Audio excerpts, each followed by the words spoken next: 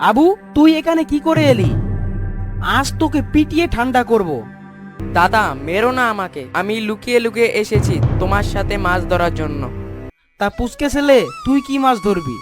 বড় মাছ ধরবো দাদা। বেশ থাক, বড় মাছ তোকেই না ধরে নিয়ে যায় দেখিস। একবার দাদার সঙ্গে মাছ ধরতে গিয়ে আবু বিশাল একটা বোয়াল মাছ ধরেছিল।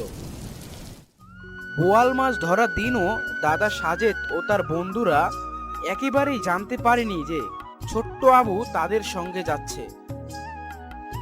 বলে কয়ে যেতে চাইলে দাদারা ওকে সঙ্গে নেবে না। তাই বেচারা আবু চুপি চুপি গিয়ে নৌকার খোলের মধ্যে ঢুকে লুকিয়েছিল এবং সেখানেই সে ঘুমিয়ে পড়েছিল।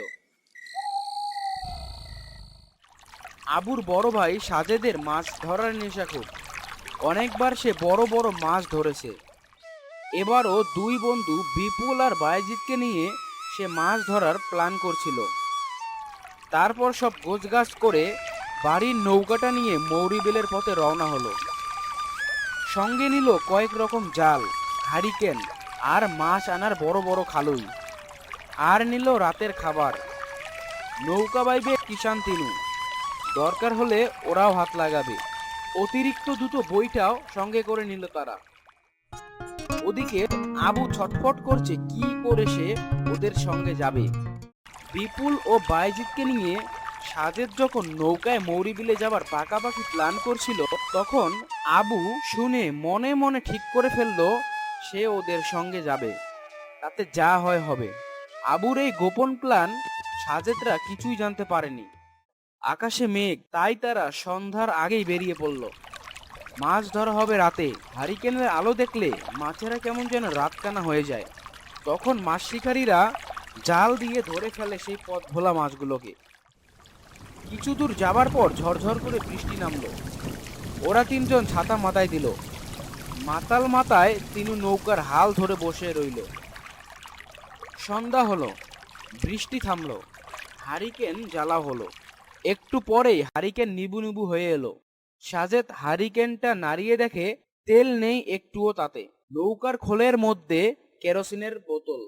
পাটাতনের তক্তা তুলে দেখে সেখানে ছোট্ট মতো কে যেন শুয়ে আছে। সাজেদ চেঁচিয়ে উঠল, এই বিপুল, এই বাইজিৎ, দেখ এখানে কে যেন শুয়ে আছে। কে আবার নৌকার খোলের মধ্যে শুতে যাবে? বোধহয় ধানের বস্তা। কিষানেরা নামাতে ভুলে গেছে। না, বস্তা না। এই কে তুই, কে? বলে সাজেদ শোয়া ব্যক্তিকে ঠেলা দিল। আবু তখন হুড়মুড় করে উঠে বসে চোখ ডলতে ডলতে বলল, আমি আবু। সাজেদ অবাক হয়ে বলল, আবু, তুই এখানে কি করে এলি? আজ তোকে পিটিয়ে ঠান্ডা করব। কাউকে না বলে চলে এসেছিস? বাড়িতে সবে কান্নাকাটি শুরু করেছে। তাহলে তো মাছ ধরা যাবে না, বাড়ি ফিরে যেতে হবে। দাদা, মেরো না আমাকে। আমি লুকিয়ে লুকিয়ে এসেছি তোমার সাথে মাছ ধরার জন্য। তবে কালুকে বলে এসেছি কেউ খুঁজলে বলে দিতে। ভালো কথা, বুদ্ধির কাজ করে এসেছিস। তা পুচকে ছেলে, তুই কি মাছ ধরবি? বড় মাছ ধরবো দাদা।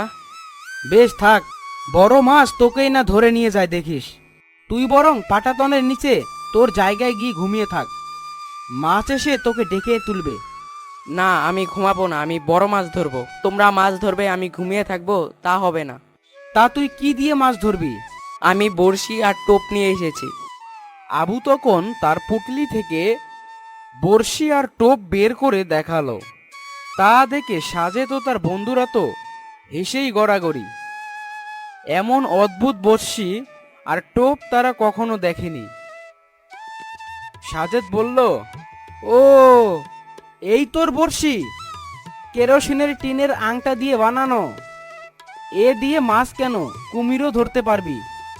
জলহস্তি তো আমাদের দেশে নেই, থাকলে তাও তোর ওই বড়শি দিয়ে ধরতে পারতিস। তা দেখি তোর টোপ। ও, তেলাপোকা। মাছ কি তেলাপোকা খায়? খায় খায়, আমি জানি। ঠিক আছে, তুই নৌকায় বসে কুমির জলহস্তি যা খুশি ধর। আমরা পানিতে নেমে জাল ফেলবো। দেখিস ঘুমিয়ে পড়িস না যেন। আর তিনু ভাই, তুমি ওকে দেখো। আমরা চললাম, দেরি হয়ে গেল অনেক। আর দেরি করলে মাছ পাওয়া যাবে না। তোর জন্য খালি খালি সময় নষ্ট হলো। বলে কয়ে এলে কি হতো? আবু কোনো জবাব না দিয়ে চুপ করে বসে রইল। একা নৌকায় থাকতে পেরে আবুর খুব আনন্দ হলো। সে তাড়াতাড়ি মাছ ধরার সরঞ্জাম বের করলো। তার দুটো বড়শিতে তেলাপোকার টোপ গেঁথে পানিতে ছুঁড়ে দিল। তারপর বড়শির দড়ি নৌকার গলুইয়ের সঙ্গে জড়িয়ে বেঁধে বসে রইল। অন্ধকার চারিদিকে, মাঝে মাঝে বিদ্যুৎ চমকাচ্ছে। আবুর মনে খালি একটাই ভয়, বড়শিতে মাছ ধরা পড়বে কিনা। এত কষ্ট করে লুকিয়ে এসে যদি মাছ না পায় তাহলে তো সবাই খেপাবে। বড়শির দড়ির সঙ্গে কয়েকটা জোনাকি পলিথিনের থলের মধ্যে ভরে ফাতনার মতো বেঁধে দিয়েছে। সেই জোনাকি ফাতনার দিকে সে চেয়ে বসেছিল। সুবোধ কাকার কাছে সে শুনেছিল বোয়াল মাছ তেলাপোকা ভালোবাসে, তাই সে তেলাপোকার টোপ দিয়ে 5টা চিতল মাছ ধরেছিল। সে অবশ্য অনেকদিন আগের কথা। আবু ভাবতে লাগলো মাছের কথা। এমন সময় সে দেখলো ফাতনাটা সাঁ করে পানির মধ্যে ডুবে গেল। সে তাড়াতাড়ি গলুইয়ের সঙ্গে বাঁধা বড়শির দড়ি ছাড়তে লাগলো। ছাড়তে ছাড়তে দড়ি প্রায় শেষ হয়ে গেল। তারপর সে দড়ি টেনে টেনে আবার গলুইয়ের সঙ্গে জড়াতে লাগলো। প্রথমে দড়িতে ভার লাগলো না, তার মনটা দমে গেল। কিন্তু একটু পরেই দড়ির ভার বোধ হতে লাগলো, আর খুব টানাটানি শুরু হয়ে গেল। এমন সময় বৃষ্টি নামলো। তিনু হাল ধরে বসেছিল। আবু তিনুকে প্রাণপণে ডাকতে লাগলো। তিনু ভাই, বড় মাছ, তাড়াতাড়ি আসো। ধুর পাগল, এই বিলে মাছ কোথা থেকে আসবে? খাল বিল তো অনেক আগেই মরে গেছে। আগের দিন হলে কথা ছিল। না, বড় মাছ ধরেছি। তুমি এসো তিনু ভাই, আমার হাত কেটে যাচ্ছে। তিনু তখন এগিয়ে এসে বড়শির দড়ি ধরল। তারা দুজনে ধরে দড়ি জড়াতে লাগলো হালের গুটির সঙ্গে। জড়াতে জড়াতে ওরা দুজন একদম ক্লান্ত হয়ে গেল। বৃষ্টি তখনও ঝরছে, ওরা ভিজে একাকার।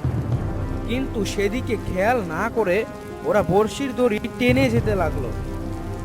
টানতে টানতে শেষে একটা হ্যাচকা টান দিতে বড় কি যেন একটা নৌকার খোলের মধ্যে দরাম করে এসে পড়লো, আর এলোপাতারি লাফালাফি করতে লাগলো। তাতে নৌকা প্রায় ডুবে যাবার মতো হলো। জোরে বিদ্যুৎ চমকালো। ওরা সেই আলোতে দেখলো বড় আকারের একটা বোয়াল মাছ, প্রায় আবুর সমান। বোয়াল লাফাতে লাগলো।